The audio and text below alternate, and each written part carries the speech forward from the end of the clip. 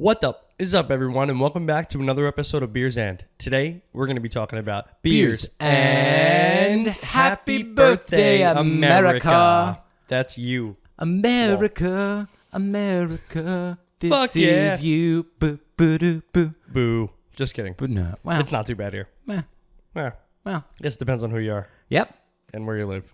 and what you are, and all that kind of good We stuff. should probably just stop it right there. Yep. Welcome in again, everyone. Welcome back. Beers and Podcast here. Alex and Nick. Hello. As always, doing our spiel, Doing our thing.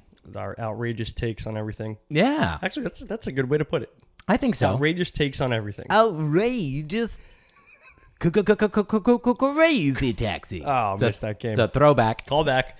So we are having a themed beer today, a birthday cake inspired ale, Exactly. inspired by America's birthday. Correct. This is It's actually not. We just picked it. No, we picked it up a while ago, and it just seemed we kept trying to figure out when we're going to work it in, and just worked out very well. So it's called Birthday Suit, Correct? and it's Rusty Rail Brewing. That is very correct. What did you find out? Because I wasn't able to find anything on anything. So this has a sweet, subtle caramel malt flavor up front with creamy mouthfeel and tons of vanilla and flaked oats. Oh, okay. For the finish. Oh, okay, nice. I liked flaked oats in beer. Yeah, it They're should be usually nice. like pillowy It should or be. softer on the softer side. You guys can come check out the cool can art at youtube.com/beersandpodcast.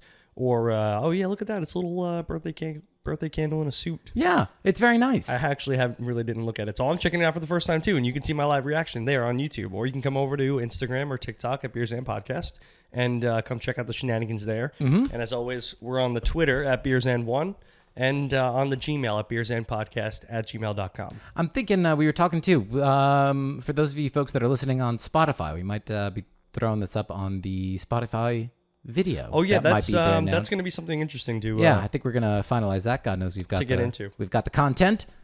I sat next to, and I regret it now.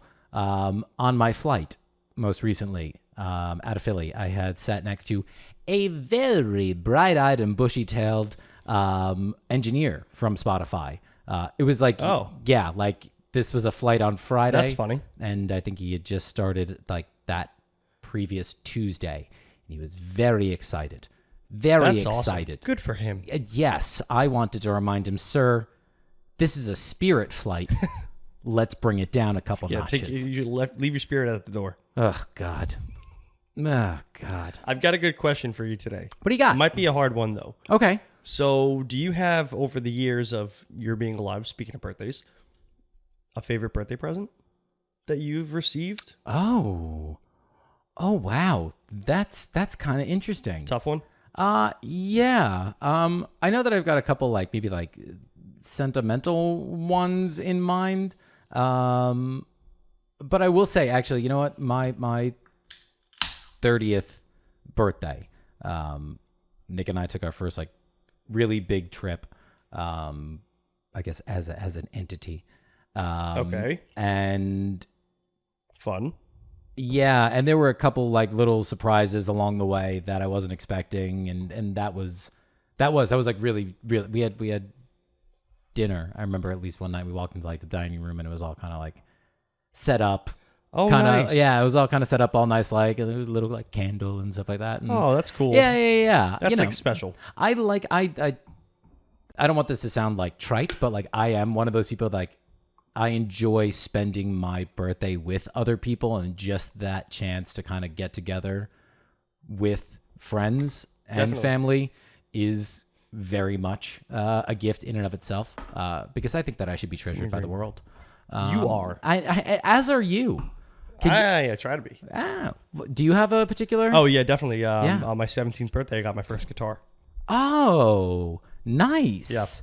I believe I asked for it, or It doesn't matter. I think something along the lines of yeah. my parents were like, do you want to learn how to play? And I was like, yeah, something like that. I like that. I like that a lot. Yeah, I mean, I've been playing ever since. Perfect. Right. So Can't go wrong. pivotal Can't go wrong with a good birthday gift. Birthday gift for my life. Yeah. That's how we have our intro music and our outro music. Bingo. Bingo bongo. Bingo, superstar, Alex Chula. I like the can art quite a bit. You know, my favorite part is the sprinkles on the lapels. Yeah, I think that's a really nice cool touch. It's exactly. clearly funfettied, which everybody knows.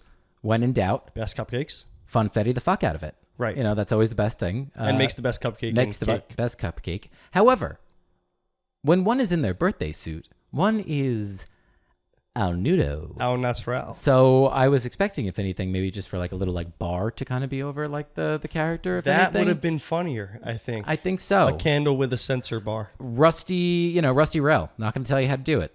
Haven't tried the beer yet. Definitely Still love the can art because we all know I buy beer based on can art. So Correct. We did something right. So this is a 7.5%. It's just an ale. Yeah, it's referred to as a strong American ale, which 7.5 says I've had a few of those. Pretty they're strong. Usually like they smell exactly like this does. Are you a fan of? Because I believe that's based off of like a vanilla cake. Is that what do you usually ask for? Like cake wise? Yeah. I like interesting things. Yeah. I like red velvet. Okay. Or I'm not like a boring like vanilla and vanilla. Oh yeah, double vanilla. Like I'd rather like chocolate peanut butter. Oh yeah, that's something that's tried and true. Right. Okay. Like throw some bananas in there. Ooh. Oh, okay. Now we're talking. Good. I'm not a big ice cream cake fan. No. But I do appreciate the crunchies and the fudge. Unless it's an ice box cake. Like an actual homemade icebox cake. Yeah, I've always wanted to try one. Those I can get down on. Ever since we talked about them in refrigerators. Oh, yes. I've wanted an icebox cake. Yeah, otherwise I agree with you. I'm not a big ice cream cake fan. No, take it or leave it. No. It's always like the ice cream is just okay. Yeah, it's not like it's very good ice cream. No offense to you, Fudgy the Whale or Cookie Puss, but Or like, Carvel, Carvel. Carvel. Am I from Tennessee? Carvel. Jeez Louise. Let's see, but how we smelling? This smells like a strong American ale. Ooh, it like does. Actually. Yeah. And I've had them before. Oh, it does. It smells quite boozy. Yeah. Yeah. Definitely. IBU's 25, so on the much more malty side. Yeah, which I tend to like. So yes. Let's see how we do. Cheers. And happy birthday to you, America. Happy birthday, American.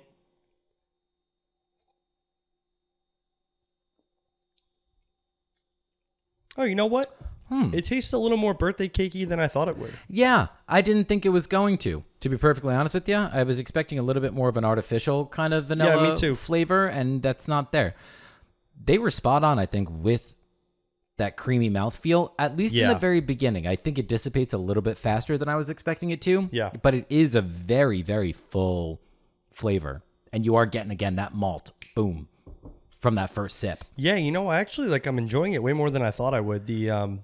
The vanilla, like you said, it's not artificial, and it's not overpowering, even though that's all that it is. You're right, and I think that's what I do like about it. And I think that helps with giving that perception of it not being an artificial flavor. Yeah. It's got a really light, almost vanilla. Even, I am a sucker, I will say. I do like a good, like, moist, fresh out of the oven, like, boxed vanilla cake. Oh, for sure. And this is what this has. Not too much vanilla, but it is. It's kind of light. It makes you savor a little bit. Yeah, definitely. It's almost like half aromatic, half taste. Yeah. Like I'm getting like a follow through. Yes. Of it, but it also kind of fades away into a cream ale taste. Mm-hmm.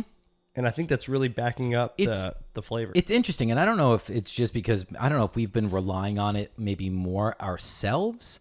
But let me tell you, I find that Untapped has really kind of dropped the ball on some of these things recently. I don't know if it's I know it's an aggregate and right. Like, is it the brewery?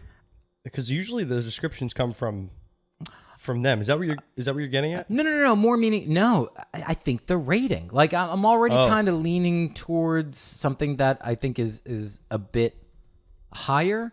And I think for it to have the level, or for it to be at the level that it is, or the rating that it is, would say to me that there are some lower outliers. Yeah. That kind of brought it down just a little bit. Almost 4,000 check-ins. That's a lot. Yeah. So I think it might be a little low too. Just a little bit. But I think it's really nice. And you know what? Again, for a 7.5, It's not as boozy. Not as as it smells. boozy as it smells. And I think, again, that goes back to that malt. I think we're getting a lot of that smell from the malt itself. Yeah. Rather than from, the hops or anything like that. No, this is pretty good. I'm pleasantly surprised by this. I could have more than one of these because I was anticipating for it to be, how can I put it? It's birthday cake inspired, but it doesn't have, I think, my least favorite part about cake a lot of times is usually the icing, because I find that icing is usually too far too sweet. Yeah.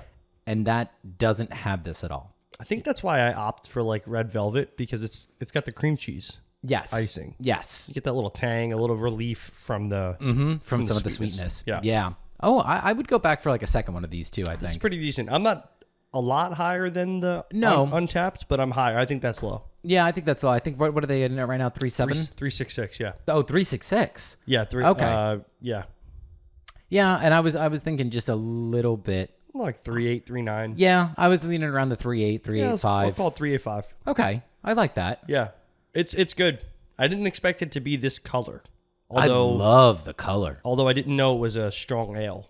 Oh, okay. So that makes sense. I really like the color because it is. It reminds me of like a West Coast IPA. It is. It's not terribly. Yeah. Would you consider it hazy? Like, no, actually, West Coast IPAs are typically not hazy. Oh, well then, spot on, good sir. Well done. That's why they brought me. I'm learning so much still. I learn stuff all the time when I'm with you. Likewise. I don't know what the hell that thing was called last episode. The rain, not rain pour. Are you ready to Tanqueray? Rainpour style. What was the Detroit? The Nain Rouge. The Nain Rouge. The name. I would love the Rainpour. There are so many events I think that you and I have talked about too. Like we need to do a beers and road trip. Oh snap!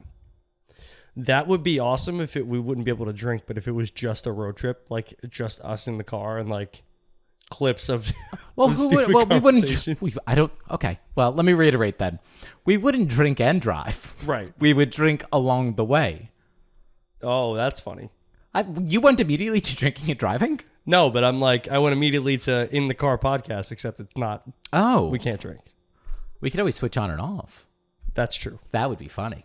I feel like that would also just get annoying for one of us after a while. 100%. I'm definitely sure that even if we switched off every other day. The other one's just in the passenger seat, hammered. Pull over. Pull over. I have to pee. French fries. Something. So they have bacon. Do you want French fries? Do you know French fries are neither French nor fries? No, that's not true. No, I think it's true. Oh, it's true. It's Did you know that true. the Caesar salad was created in Tijuana? Love it. Love it. This is the kind of shit you get on Beers End Podcast. Why have you not told your friends yet? This is pretty good. Damn it. It seems like it's making you a little angry, but it's pretty good. I'm angry at them. Because this is how you connect with an audience. It's not their birthday. It's not their birthday. Damn right. Unless, of course, it is. In which case, happy birthday. Happy birthday if it is on the time of your listening. So obviously, again, you guys are listening to this on July the 5th. So yesterday was the 4th of July. We are recording this just a little bit earlier. So the 4th of July has yet to come. But Thank God. Can I tell you something? Sure. Second favorite holiday. I love the 4th of July. And what was your first? New Year's Eve. Oh, I knew love this. New Year's Eve. I knew this. But I love 4th of July. Yeah, you do. Outside, barbecues, cornhole. I love a good can jam. Oh, you get a good adult slip and slide going. Love a good can jam. I take my shoes off the second I get anywhere and leave them off. It's always a struggle to find them at the end of the day. Yep, because they're in the grass, and the grass is just taller than the shoes. Always. Yeah. Always. Oh, this sounds nice. Love. I can't wait for the weekend. Love it. It is supposed to be a very not good weather weekend. Oh, is that so? Unfortunately, if I'm not last, I had checked. Yes. But I love fireworks. You have any plans? Yeah, I think we're gonna go. I think we're gonna be out of town. Oh, okay. I think we're gonna go out to Lancaster. Oh, that's right. We were talking about that. Out to the Amish. I forgot that was this weekend. Yeah. Oh no, it's the calendar is just. That's yeah. Flying by. Yeah, you're absolutely right. Flying by. So would you like to kick things off for us, I would sir? love to. Please do. Fireworks and freedom. Ah, That's what America does. yes, it is. Yes, it is. Freedom as long as you're not a woman, I guess, at this As point. long as you are not a woman or a minority. We'll get into that later. Yeah, Right. we'll save that. So, like the last few years, the pandemic really put a damper on everyone's plans. So, like this year, luckily, the vaccines kind of paved the way for most people to get back on the road and go see your family and friends. Yeah, which just in time for gas to be at the price that it's at. Right, exactly. But we'll save that for later on, too. Coincidental timing. So this is evidenced by the 48 million U.S. citizens that are anticipating to travel over 50 miles this Independence Day to go see family, friends. 48 million. Yeah. And those are just the folks that are reportedly going to be driving. 50 plus miles. Oh, no, traveling 50 plus Oh, miles. I'm sorry. Okay. Yep. So Still. any mode of travel for longer than 50 miles. What is our population? Isn't it about... I'm going to get there. Oh, I'm so sorry. I'm jumping the gun. By the way, all these statistics are from wallethub.com. Okay. So I did not make these up. Every 4th of July, Americans eat 150 million hot dogs, which is actually less than I thought it would be, considering Joey Chestnut can have 76 in 10 minutes. That's true. Although, oh my God, how many nitrates does one need to like put in their body? Until What? Death. Yeah. Well, probably more than 76 hot dogs. Probably. In 10 minutes. So this 4th specifically, it is expected that nearly $7.7 billion will be spent on food, and then another $1.4 billion on beer and wine. Love it. Last year, $2.4 billion was spent on fireworks. Wow. And believe it or not, 66% of firework injuries occur within a month of the 4th. Oh, I believe that. Oh, yeah, because Yeah, you I buy believe them and that you got to easily. test them. Then you got to actually have the day of. Right. And then you got a couple And you leftovers. have some leftovers, exactly. Of course. So back in 1776, there was roughly 2.5 million U.S. residents spread across the 13 colonies. As we know, New Hampshire, Massachusetts, Rhode Island, Connecticut, New York, New Jersey, Pennsylvania, Delaware, Maryland, Virginia, North Carolina, South Carolina, and Georgia. Mm-hmm. In 2020, we had 329.5 million throughout the 50 states. Wow. So there are currently 100 places in the U.S. with either freedom, liberty, independence, or eagle in their name. Town, city. How many? I'm sorry, what was the number again? 100. That's it. I thought it would be a lot more. I would have thought so too. Yeah, 100 places with one of those in the name. At this point, 43% of adults are extremely proud to be American. Really? That's compared to 69% in 2003. Okay, I could definitely buy that. I see that. I could definitely buy that. And right now, 72% of adult Americans feel like the country is going in the wrong direction. And I'm not questioning in the slightest, but I feel like, if I'm not mistaken, I want to say that I heard, maybe it was even this morning, that number ticked up. Oh, a really? little bit. Unless they had framed it as maybe nearly 80%, Okay. in which case that still tracks. But still, 3/4, I mean, 3 out of 4 Americans are like, no, not doing so great. Nope. Not Thank doing you. so great. Yeah, I think the article that I read was from just last month. Okay. Just about a month ago. Okay. So it's possible that number has gone up since then. Jesus. Moving back to food. So this is fun. In 2021, Americans spent $675 million on beef alone. $281 million on chicken, $137 million on bacon, $90 million on tomatoes, $76 million on hot dogs, and $39 million on turkey. Holy shit. July 4th is America's #1 beer drinking holiday. I probably could have guessed that. Okay. Definitely. And obviously the one with the most fireworks, Yep. you would say, yes. Yeah. So there are more than 16,000 firework displays on the 4th. Really? Across the country. Over 3 million people watch it from the Hudson. Wow. From the Hudson It's River. that many people I didn't watch realize it? that many people could fit like on the outer banks. Well, of I the guess Hudson if River, you, I guess if you think about it, there are the folks on the New York side and the folks on the Jersey side as Right. well. Wow. Right. It's estimated that Macy's spends over $6 million on their fireworks spectacular every year. In 2018, speaking of Macy's, a record number of 6,000 police officers were employed to work patrol the fireworks. Fun fact for us, if anything, we grew up with, having grown up where we did, Red Bank used to always have their firework festival. It was called Kaboom Fest, which was awesome. Don't remember that. That was and I didn't know this until after the fact, because they think they ceased doing it in maybe 2016-ish. Something like that. It was the second largest firework display on the East Coast after Macy's. No way. Yeah. Yep. Yeah, that was always That was a huge thing when we were kids. Event. Yeah, I remember being underage. Oh yeah. And this maybe was like one of the first 10 times that I've ever had like alcohol. Oh yeah. And I just remember, I'll never forget this. First off, the Red Bank is shoulder to shoulder in the street. In the streets. In the street. You can't even move. So I'm at the 7-Eleven. Of course. And it's the only place like in that area that'll let people go to the bathroom in there. And I get inside and people have been going to the bathroom there, I don't know, for years, probably at this point, in days. They wouldn't let me go. Oh, no. They were like, you can't. I was like, what do you mean? There's like other people in here using the bathroom. Like, what do you mean I can't go? And I really had to go. Oh my God. So they refused. So I like went around the side of the building and pissed on the wall. I was going to say, I have a distinct memory myself of going to the bathroom in multiple places around Red Bank during Kaboom Fest. Apparently it gets, it's hairy. I was not anymore. Fast forward 30 seconds if you want. I'll never forget taking the train back one year, and someone had pulled the emergency brake. So we came to a stop, and I'll never forget, I'm sitting with our buddy Dan, and Kyle and I are all in this like 3-seater. And all of a sudden, we feel, mind you, like just like a mist, if you will, on the back of our like legs. And some young lady, unfortunate gal, had been sick.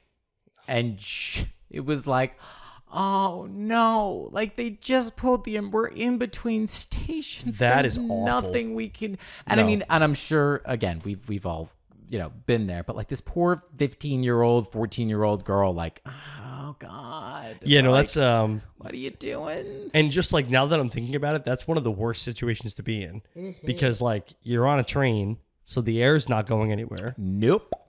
Especially when you're stopped. You better hope you're not on a hill. Oh. Yeah. Gross. God almighty. Yeah, I know. God almighty. So did you know that $5 million is the minimum insurance coverage recommended for fireworks shows? Really? Minimum? Minimum recommended. $5 million of insurance. I mean, I would believe it. It costs anywhere from $5,000 to $250,000 to throw a municipal firework display. Wow. There's only one state, however, that bans all fireworks still. Oh, all right. Hang on. Because I know that I'll be impressed if you... All right. So we can buy them here now in New Jersey. Now there's I don't know if they're all legal. Probably not. I'm going to say... It's close. It's a close state. I was going to say, I'm thinking it was somewhere like in the north. I'm going to say is it somewhere like slightly random? Is it like Delaware? No, close though. It's Massachusetts. I was going to say them, but I kind of figured like Boston. You think that they would be a little ahead of it. Yeah, apparently they're not. So all fireworks are still banned for like personal use. Yes. Okay. Because I guess that makes sense. Because again, I think in Jersey, we only were allowed to start buying them 3 or 4 years ago? Something like that. Yeah, fairly recently. So on the 4th, because of all the fireworks, there is a 42% decrease in air quality. Wow. Across the country. Holy shit. Yeah, that's terrible. A lot. Right, that's a lot. And a little over 1,000 ER visits, 1,030 to be exact, occur on the 4th due specifically to fireworks injuries. And then my last little stat, a ridiculous 97% of imported fireworks are from China.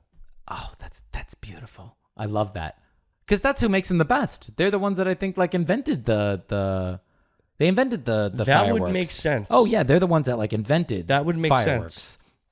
Yeah. Okay, I didn't know that. And the insurance price makes sense too, because I was thinking about it. I was like, what is a firework? It's gunpowder, essentially. It's just gunpowder like, that... What could go wrong? Yeah, right? Like, I've never heard any story where gunpowder exploding doesn't go poorly at all. Right. Oh, God. So how about that, huh? I love that. You know, the most staggering number for me Was that Honestly, how much beef we were buying? Well, I mean, yeah, that's high too. But like, I thought it'd be more on beer and wine. Well, you said it was 1.2? 1.4, I think. Excuse you. Oh, wow. Yeah, why can't I find it now? I think it was 1.4. 1.4 billion on beer and wine. Yep. 1.4 B with like billion with a B though, like that's higher than some like. But then when you show me like 7.7 billion in food, I think like, wow. But like, yeah, I know we buy more food, but liquor is more expensive. But I guess liquor's not included. I mean, if you also think about like people over the drinking age, then at that point, like I got to assume that probably. And I guess for under, you gotta buy food like, for kids. Kids got to eat too, but still, I mean, you're right. It's a lot. It's still a lot. It's a lot. That's more than probably most states like GDP at the end of the day, realistically. So I went through, and it is obviously, I shouldn't say obviously, but it is our Independence Day. And as we learned from a previous episode, again, the 4th of July is simply when the Declaration of Independence was approved by the Congress. Yep. No, not signed. I'm sorry, not signed. That was 2 months later. Correct. It's when it was approved by Congress. So celebrating our Independence Day. There were 83 revisions. Or 86. Yeah, there were quite a few, because if I'm not mistaken, actually, it was George Mason. No, George Mason was a big like contributor to, I believe, the Declaration of Independence, and subsequently the Constitution. And a lot of his parts that did build in significantly more equality for women and for like people of color were like overlooked, removed. And really? He actually became like quite a pariah as a result, because he was like, wait a second, should we really be, if we're gonna like write in this stuff about like God and whatnot, shouldn't we kind of just acknowledge all? Yes. But we weren't. Yes, in fact. Yeah, but we weren't there. And if your answer is not yes, please stop watching. Please stop listening. Yeah, you're not for us. However, today, or again, 4th of July, we celebrate our Independence Day. However, it is also the Independence Day for the Philippines. The same day. Well, maybe not the same year, but the same. Correct. Definitely not the same year, yeah. but the same day. So the Philippines was proclaimed an independent country with the signing of the Treaty of Manila in 1946. Wow. Not even 100 years old. Nope. Who do you think they got their independence from? Let's see. No idea. That's right. I'm so bad with this stuff. That's okay, because I didn't know this either. It was us from the United States of America. No kidding. Yep. I didn't learn that in school. Yep. And my entire piece on this was going to be summed up by how the hell did we go through all of school? And not to be that guy, but I was like, I took some upper level. You took AP Euro. Yeah, when you were I in high took school, AP didn't you? Euro. I took AP American history. Like I took some pretty high level history classes. So they got independence from us. And I said, historical irony is fun, isn't it? For the people on the right side. I guess so. So for some general background. So during the Spanish-American War, which lasted between April and August of 1898, Commodore George Dewey had defeated the Spanish Pacific Squadron at the Battle of Manila Bay on May 1st of 1898. So following this victory, an announcement of an allegiance between U.S. forces and Filipino forces was announced, along with a Filipino general by the name of Emilio Aguinaldo had declared Philippine independence on June 12th of 1898. Despite his declaration of independence, neither the U.S. nor Spain acknowledged it because it was from Spanish rule previously. So at the time of his declaration, some 12,000 U.S. troops were sent to the islands to assist the Filipino forces defeat the last of the Spanish. Despite that, they did not get along well. So a lot of times what would happen, or at least was kind of acknowledged, is that there would be some kind of, camaraderie that would kind of develop like, hey, I don't know you don't know me, but we're both trying to, beat that guy. Right. That did not seem to be the case. So according to Major Cornelius Gardner, quote, and again, well, I'll just read the quote. I'm not going to read it in totality because it's 2022 and I am white. Oh, that bad, huh? Oh. According to Major Cornelius Gardner, quote, almost without exception, soldiers and also many officers refer to the natives in their presence as N-words. And natives are beginning to understand what the word N-word means. So U.S. forces were going around using epitaphs to the people that they were helping, and all of a sudden these folks were starting to realize, like, hey, that doesn't mean like friend. And what year was this? 1898. This was during the Spanish-American War. So the Spanish-American War then had ended with the signing of the Treaty of Paris, again, like I said, in August of 1898, where Spain relinquished what was left of their empire and ceded Puerto Rico, Guam, and the Philippines to the United States. So along with that, tensions then continued to grow, including when Aguinaldo, that general, or the Filipino general, had declined to attend, ironically enough, a 4th of July celebration when he was addressed as general rather than president in a written invitation. No. So during another meeting, Aguinaldo had bluntly asked Brigadier General Thomas Anderson, quote, does the United States intend to hold the Philippines as dependencies? To which Anderson replied, quote, I cannot answer that. But in 122 years, we have established no colonies. I leave you to draw your own inference. So you're gonna take us over as a colony? Well, we've never done that before, so you can find out on your own. Okay. So with the turn of the 20th century, there was acknowledgement that the peoples of the Philippines wanted independence, but those in the U.S. government didn't think they could be because there were so many different groups, even though they were willing to take steps to eventual independence. So eventually the U.S. had passed something that was known as the Jones Law in 1916, which allowed for the first fully elected Senate in the Philippines, but the executive branch would continue to be headed by an appointed governor general who would always be an American. Governor General. Yep, a governor general would always That sounds be like martial law.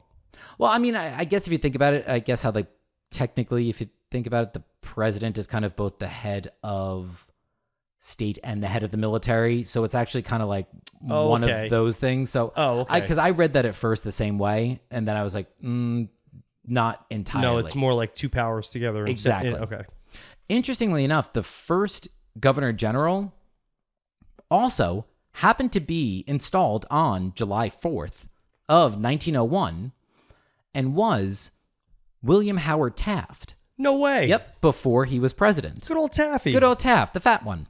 So by 1934, It's from all the Taffy. from all the taffy. From all the taffy. That's how he got stuck in the bathtub. Right. All that taffy. So by 1934, the Tidings-McDuffel Act, which I love the fact that there was a McDuffel in our, which sounds like something like... I like T, and I like the other name more. Oh, Tidings? Yeah. Tidings, and it's Tydings, McDuffel. So that act was established in 1934 and was established to pave the way for formal independence to be established within 10 years' time, thus ushering in a period of the Philippines being considered a commonwealth. So we had they had autonomy, but we was still in charge. Right.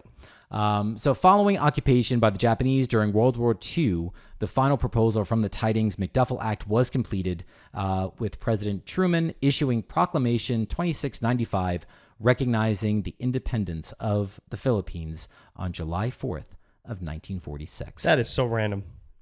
I had no idea. And it came with a lot of strings attached, we were still allowed to have of course, military bases and things along those lines.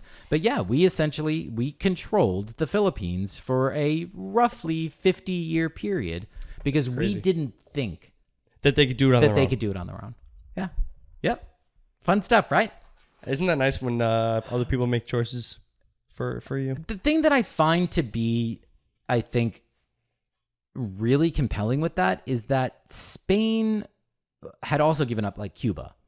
And again, there was a big part like where we wanted to have Cuba as well. Right. But that they gave up or they ceded Puerto Rico and Guam as well. We still have, like, Puerto Rico is, technically only got as far as where the Philippines got in the 30s. Yep. And Guam is I don't know. Guam is a U.S. territory. Is a U.S. territory. That I did not know. Yep. Wow. So they're even further behind. Yep. Absolutely. Yep. All right. Well, I'm going to take us to something slightly more topical. Oh, okay. If you even thought that we can go that far. Listen, there's so much shit. But I'm going to get there. So we're talking about America's birthday, Independence Day. Great movie. Oh, yes. Fantastic movie. Yes. Right. Star-studded cast. Yeah. It just slaps you right in the face. It slaps. Right. Exactly. So Independence Day film came out on July 3rd, 1996.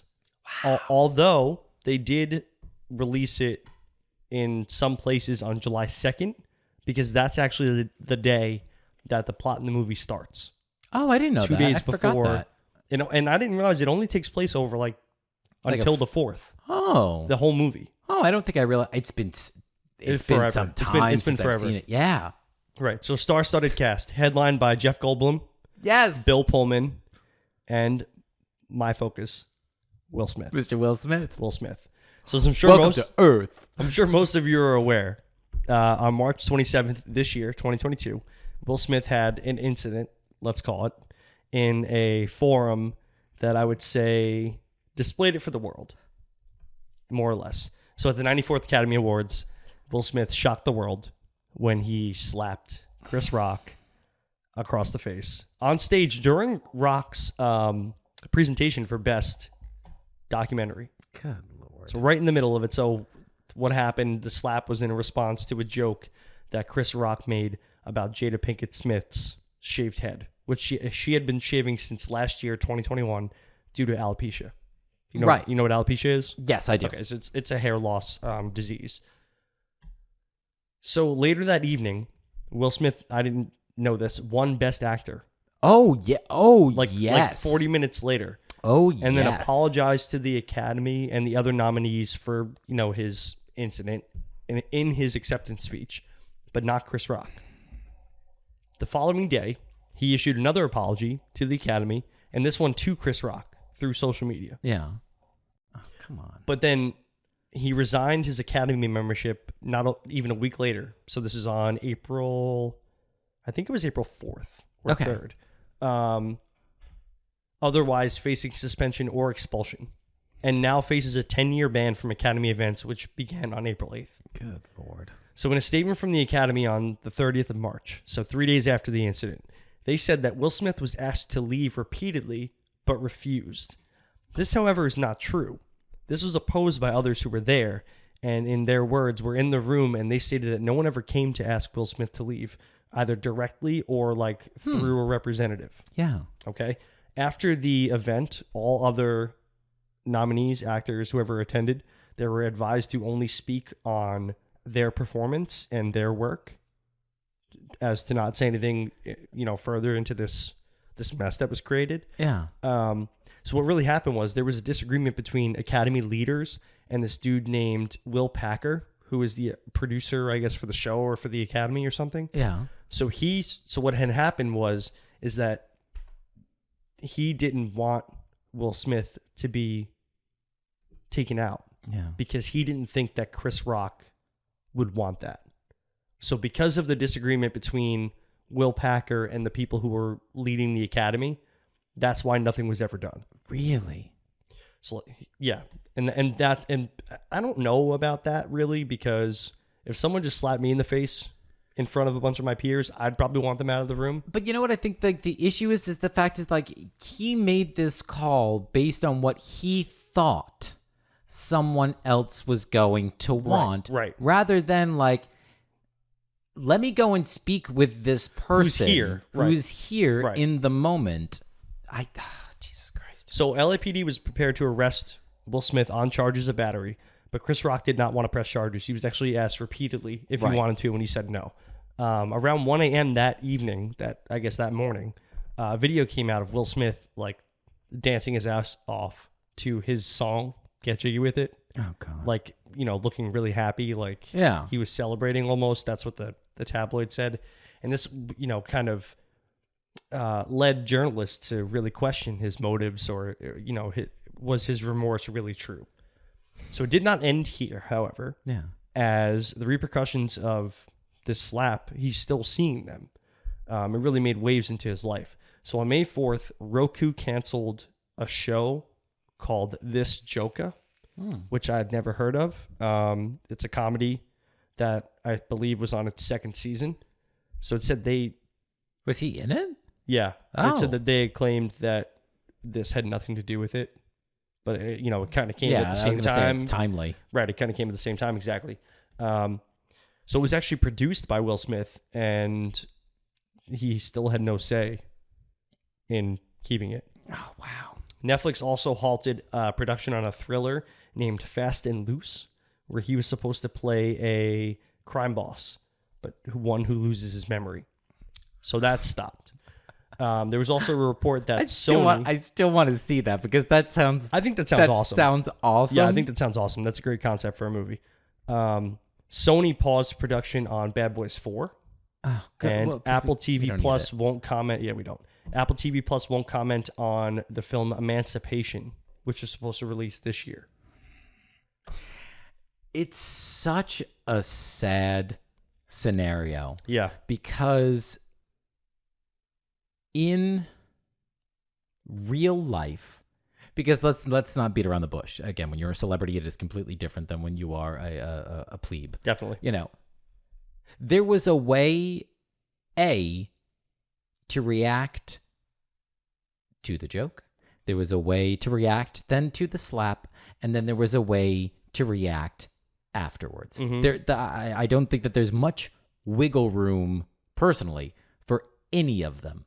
And the man stepped on his dick by not just making an apology. Yeah, probably. So speaking of apologies, this was actually his official apology statement. No. So my actions at the 94th Academy Awards presentation were shocking, painful, and inexcusable. The list of those I have hurt is long and includes Chris, his family, many of my dear friends and loved ones, all those in attendance, and global audiences at home. I betrayed the trust of the Academy. I deprived other nominees and winners of their opportunity to celebrate and be celebrated for their extraordinary work. I am heartbroken. I want to put the focus on those who deserve attention for their achievements and allow the Academy to get back to the incredible work it does to support creativity and artistry in film. And there was a little bit more, and then at the end he concluded it with, so I am resigning from membership in the Academy of Motion Picture Arts and Sciences and will accept any further consequences the board deems appropriate.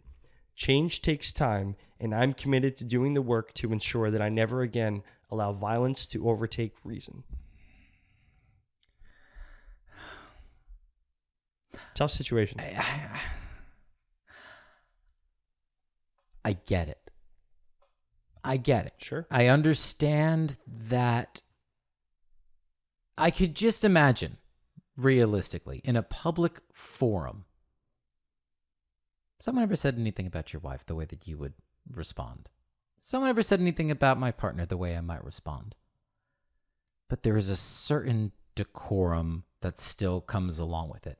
And especially when you know that it is a comedian up there. Right. A comedian who I can guarantee, I'd put money on the fact that you have drank with and laughed with and worked with. I don't know. It's just one of those things that's insane to me. Insane. I know, because you don't want to downplay the fact that it wasn't a good comment, and the fact that Will Smith, not that he had a right to go slap him, but he was defending. But also on the other side, like you said, there is a proper etiquette to have, especially when you're in the eyes of the entire world for everyone to see on live TV.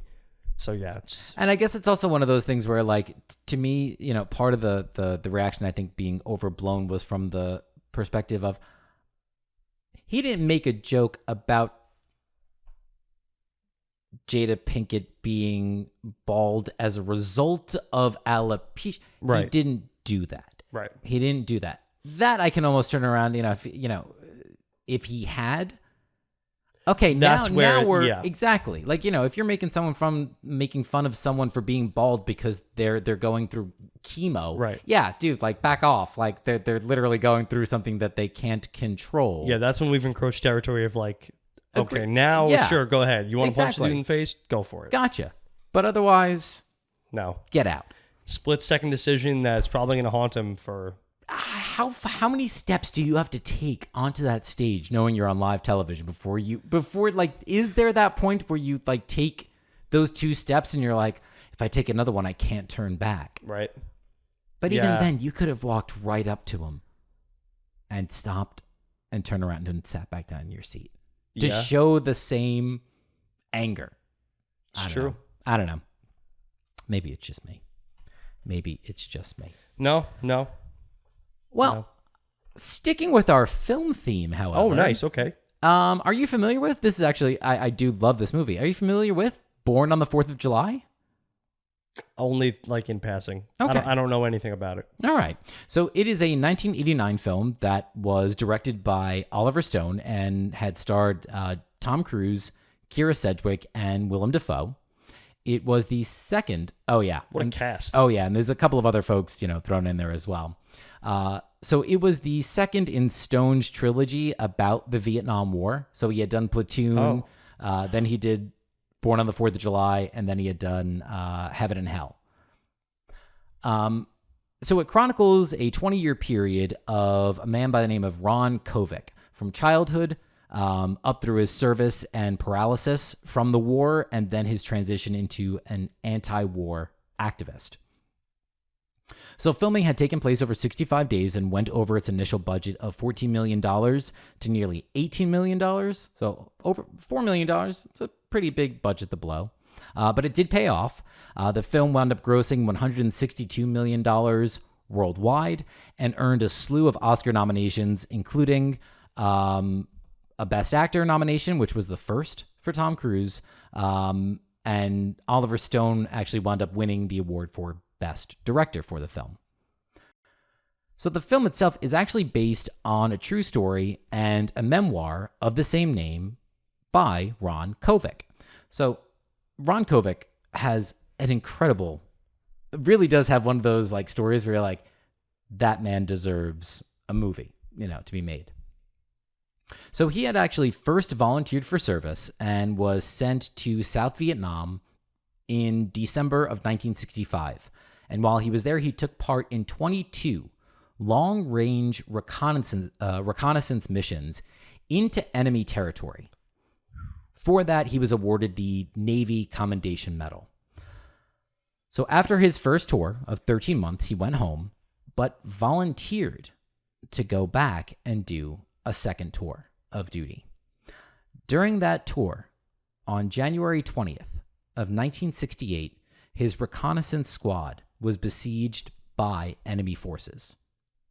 Most of his unit had deserted at that point once they came under fire.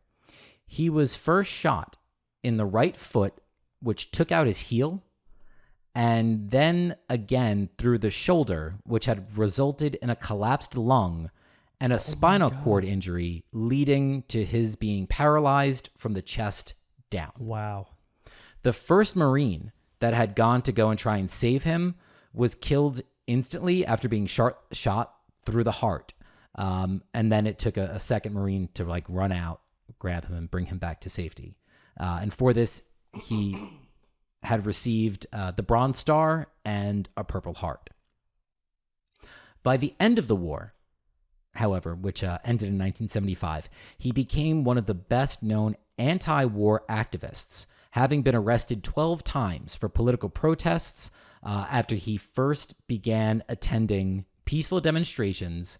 And the first one that he went to was a demonstration immediately after and for the Kent State shootings. Of course, the Kent State shootings when 4 college students were killed at Kent State in Ohio, killed by American forces. Excuse me. That's perfectly fine. When Nixon sent in the some National coffee. Guard, we're almost there. No. Coffee now. Play. He was first arrested after refusing to leave a California draft office in 1971. Like he went to the draft office and was basically there like saying, this is a death wish. You are sending men and boys to be killed. You are signing their death certificate when you go out there. And went on then in 1974 to lead a group of disabled veterans who were all wheelchair bound on a 17-day hunger strike in the office of California Senator Alan Cranston, which didn't end until the head of the VA finally agreed to meet with the protesters. Because basically he was saying, he was like, you're sending everybody out there. They're being maimed. They're being killed. They're being paralyzed like all of us here. When we get back, you're not doing a goddamn thing for us. Right. So the head of the VA finally like left DC to fly to LA to break, the strike, to go ahead and address the protesters. He had continued again to be an activist and outspoken against unjust wars. He was a really vocal critic of the invasion of Iraq under George W. Bush. Wow. And the film, which he had helped adapt from his memoir, had earned him the Oscar for Best Screenplay. He won the Oscar for Best Screenplay. No way. He was awarded the trophy at the award ceremony on January 20th of 1990. 22 years to the day that he sustained his injuries in Vietnam. Wow. Yep. 2 days after my birthday. The 2 days after your birthday, and six days after mine. yours. God, I forgot my own birthday for a second. And he's still out there. He's still crushing it. I mean, wow. If you think of, like, I saw a photo of him like from the 70s. Think Lieutenant Dan, but like he still had his legs. But think Lieutenant Dan, long hair. Really? Oh yeah. This guy was this is a dude who volunteered. Yeah. He wasn't drafted. He volunteered Yeah. twice. Wow. Twice. Yeah. So I was And like, then he fought for it. yeah, hell yeah. Good for him. Love it. Still alive. Still alive. Still kicking. Protesting. Still protesting, baby. You know it. You know it. Good for him. Yeah, right? So actually, I don't have anything else, but I did want to talk about, because America's birthday, freedom, liberty, the things we're supposed to have, and justice for all. Right. And recently we've had this whole thing go on. In case you've been living under a rock, Roe v. Wade was overturned, and if you don't know what that means, it essentially takes women's rights away from their body. Mm-hmm. So now, luckily, it's still up to state legislation, and there are some states that are protected. Mm-hmm. I think that's the term. But it's just a really sad time to be here in this country and think that we're so progressive and feel like, or at least hope that we're moving in the right direction. But then stuff like this happens and you're like, what are we in 1945? It's 2022. It's insane to me to think about a place that I'm living that my friends, I don't surround myself with people who are, what's the word I'm looking for? Closed-minded. So it's hard for me to imagine anyone who could still be that way, especially people who are in charge of the country and keeping all of our rights and liberties where they're supposed to be, under our belts, where they're not going anywhere. It is, if I'm not mistaken at this point, I believe it's nearly half of the states at this point. Is that what it is? Half? I want to say that, if I'm not mistaken, I believe it's that 13 states have what was referred to as trigger laws. So if Roe v. Wade was ever overturned, that it would automatically make it illegal in their state. And then another, I believe it's either 22 altogether or an additional 22 that have provisions built in there that would essentially make it impossible for a woman to rightfully, justly, safely obtain an abortion. Right. And I think that's like something that people forget about, like, sure, I don't want to get too topical, but sure, rape plays into this, like abortion because of rape. But like, not only that, but I don't know about more often than not. And in some states, and not to cut you off, I apologize, sincerely apologize, because I appreciate you bringing it up. In some states, doesn't matter anymore. No, it doesn't. Right. Doesn't matter anymore. But like, even though that's something that we always think about first, yeah, like it's not only it. There are some situations where the mother's life needs to be saved, and like that, and no longer that matters. Child shouldn't be born or can't be born, right? Or there are the situations now where a gynecologist can identify, that the viability of the child outside of the womb is not possible, right. And that mother is going to be forced to deliver that child who will not live. Yeah, it's terrible, and that's a sad thing. And I know this is coming from, two men. But two men who give a shit, and one of which who knows, looking down the line, could have certain rights taken away as well. So we never know. Make sure, folks, you please keep fighting the good fight. I mean, I don't know, but there are a lot of groups out there that are trying to. Dude, there's just an entire. There are almost 2 generations of women who have never known the horror, and truly the horror, because those stories are fucking terrible of what folks used to go to. But there are 2 generations of women that have never had to know what it is like to go to a back alley abortionist, and you. I knew you were going to say that before you even said it. Yeah, and we've just taken that away from them. Yep, we've just taken that away from them. So if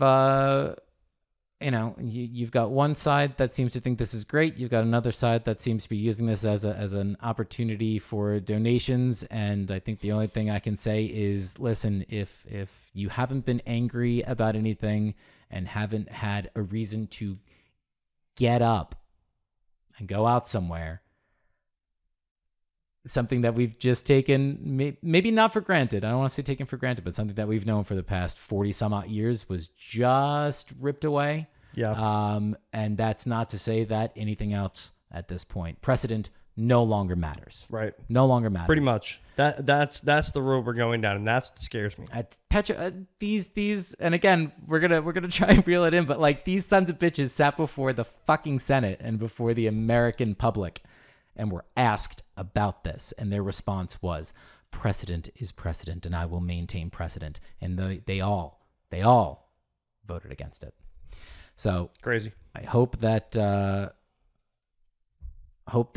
while maybe, because again, this is on Tuesday, you're listening to this, so hopefully while you enjoyed our independence, let us also remember that independence is a little bit more limited now for at least half the population. And it doesn't affect me, but it affects me. We're lucky to live. We are very lucky to live at least where we do. We are very lucky to live where we do. Yeah. Well. Anyway. Love you. That's what we're here for. All right, everybody. Love you guys. We'll talk to you guys soon. I hope you have some fun this weekend. Stay classy, San Diego. Goodbye.